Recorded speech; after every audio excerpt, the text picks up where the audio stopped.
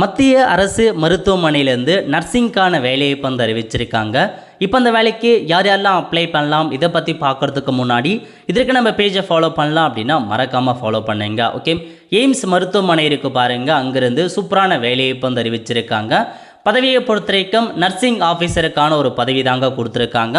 மொத்தமாக 2500க்கு மேற்பட்ட வேக்கன்சி கொடுத்துருக்காங்க இந்தியா முழுக்க. சேலரியை பொறுத்த வரைக்கும் ஸ்டார்டிங்கில் 9300 34,800 வரைக்கும் சேலரி கொடுக்குறாங்க. குரூப் பிக்கான வேலைப்புங்க. கல்வி தகுதி என்ன அப்படின்னா இதுக்கு நீங்கள் பிஎஸ்சி ஹானர்ஸ் நர்சிங் முடித்தவங்க, பிஎஸ்சி நர்சிங் முடித்தவங்க அப்ளை பண்ணலாம். அல்லது பிஎஸ்சி போஸ்ட் சர்டிஃபிகேட் கோர்ஸ் முடித்தவங்க, போஸ்ட் பேசிக் பிஎஸ்சி நர்சிங் முடித்தவங்க அப்ளை பண்ணிக்கலாங்க. அல்லது டிப்ளமோ இன் ஜென்ரல் நர்சிங் முடிச்சிருக்காங்க பாருங்கள், அவங்க அப்ளை பண்ணலாம். பட் நீங்கள் டிப்ளமோ முடிச்சிருக்கீங்க அப்படின்னா 2 இயருக்கான எக்ஸ்பீரியன்ஸ் இருக்கவங்க மட்டும்தான் அப்ளை பண்ண முடியும். ஏஜ் லிமிட்டை பொறுத்த வரைக்கும் 18 வயசுலேருந்து 30 வயசுக்குள்ளே இருக்கவங்க அப்ளை பண்ணலாங்க. ஏஜ் ரிலாக்ஸேஷன் ஓபிசிக்கு 3 வருஷம், எஸ்சிஎஸ்டிக்கு 5 வருஷம் கொடுக்குறாங்க.